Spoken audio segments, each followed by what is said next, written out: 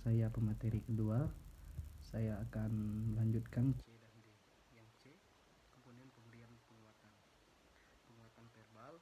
Penguatan verbal adalah penguatan yang diungkapkan dengan kata-kata, baik pujian dan penghargaan, atau kata-kata koreksi.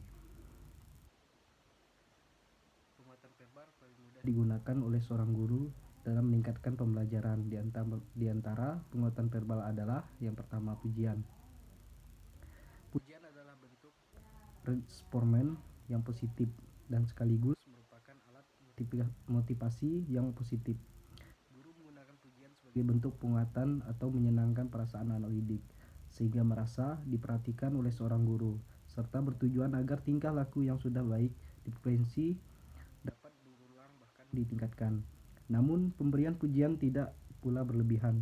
Contoh pujian yang wajar misalnya ketika guru mengajukan sebuah pertanyaan dan kemudian siswa menjawab dengan tepat. Guru memberikan pujian dengan kata-kata bagus, tepat sekali, benar, atau memakai kalimat wah hebat kamu, wah kamu anak pinter, 100 untuk kamu, kalian bisa meniru pekerjaan Tina, kerjaan rapi, dan lain-lain.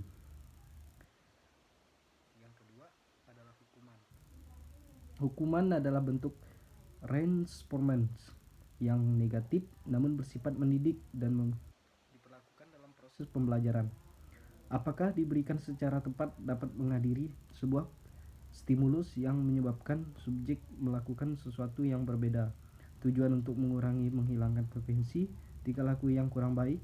Misalnya ketika siswa membuat keributan dapat diberi hukuman untuk menjelaskan kembali pelajaran yang baru guru jelaskan. Pemberian hukuman harus segera dilakukan, jangan ditunda. Hal ini dimaksudkan agar mendapatkan umpan balik bagi siswa yang dapat hukuman, agar tidak mengulangi lagi perbuatan, sekaligus menjadi peringatan bagi siswa lain agar tidak meniru perbuatannya. Contoh, Tono, coba kamu jelaskan kembali penjelasan ibu tadi. Yang kedua, penguatan non-verbal. Penguatan non-verbal adalah penguatan yang diungkapkan melalui bahasa isyarat. Bentuk penguatan non-verbal adalah yang pertama, mimik dan gerakan badan. Mimik dan gerakan badan sepertinya senyuman mengekspresikan wajah ceria. Anggukan, tepuk tangan, menunjukkan jempol jari, dan gerakan-gerakan badan lainnya. Penguatan semacam ini dikenal dengan sebuah body language. Secara fisiologis, siswa yang menerima perlakuan guru tersebut tentu saja akan menyenangkan dan akan menguatkan pengalaman belajar siswa. Mimik dan gerakan badan dapat dipakai bersama-sama dengan penguatan verbal. Yang kedua, yang B, gerakan mendekati. Gerakan mendekati adalah ditujukan guru dengan cara melangkah mendekati siswa, berdiri di samping siswa atau kelompok siswa, bahkan dalam situasi tertentu duduk bersama siswa atau kelompok siswa. Tujuan gerak mendekati adalah memberikan perhatian, menunjukkan rasa senang dan pekerjaan siswa, bahkan juga memberikan rasa aman kepada siswa. Bentuk penguatan ini biasanya dipakai bersama-sama dengan penguatan verbal. Artinya, ketika guru mendekati siswa, guru mengucapkan kata-kata tertentu sebagai penguatan tambahan. Yang C, sentuhan. Penguatan dalam bentuk sentuhan yaitu dilakukan dengan adanya kontak fisik antara guru dengan siswa. Sentuhan seperti menepuk-nepuk bahu untuk pundak siswa, memanjat tangan siswa, atau mengangkat tangan siswa yang menang, mengelus anggota badan tertentu yang dianggap tepat. Jika sentuhan dilakukan dengan tepat, dapat merupakan penguatan yang efektif bagi siswa. Namun jenis penguatan ini harus dipergunakan dengan penuh kehati-hatian dengan ketimbang memberikan unsur misalnya kultur, etika, moral, umur, serta jenis kelamin siswa. Yang D, kegiatan yang menyenangkan. Pada dasarnya siswa akan menjadi senang jika diberikan kesempatan untuk mengerjakan sesuatu yang menjadi kegemaran atau sesuatu yang mungkin dia presentasi. Oleh karena itu kegiatan yang disenangi siswa dapat digunakan sebagai penguatan. Misalnya siswa dapat menyelesaikan masalah matematika terlebih dahulu, diberikan kesempatan untuk membantu temannya yang kesulitan. Dengan demikian siswa akan dihargai dan semakin menambah keyakinannya, kepercayaan diri untuk meningkatkan presentasinya. Yang E, memberikan simbol atau benda atau hadiah.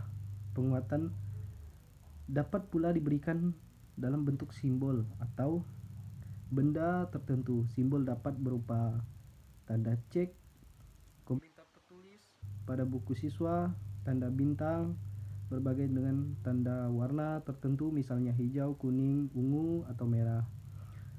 Atau dengan pemberian angka sebagai simbol atau hasil aktivitas belajar siswa. Sedangkan benda yang digunakan sebagai penguatan adalah benda-benda yang kecil yang harganya tidak terlalu mahal tetapi berarti bagi siswa, misalnya pensil, buku tulis, bintang, dan benda-benda kecil lainnya. Yang B, yang terakhir, aplikasi pemberian penguatan. Hal yang perlu diperhatikan dalam pemberian penguatan ialah guru harus yakin bahwa siswa akan menghargainya dan menyadari akan respon yang diberikan guru.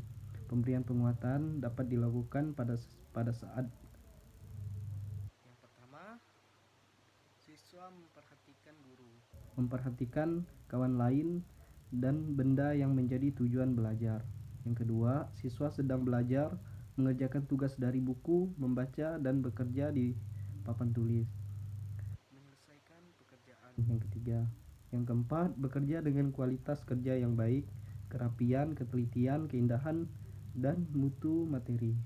Yang kelima, perbaikan pekerjaan. Yang keenam adalah kategori tingkah laku, tepat, tidak tepat, verbal, fisik, atau tertulis.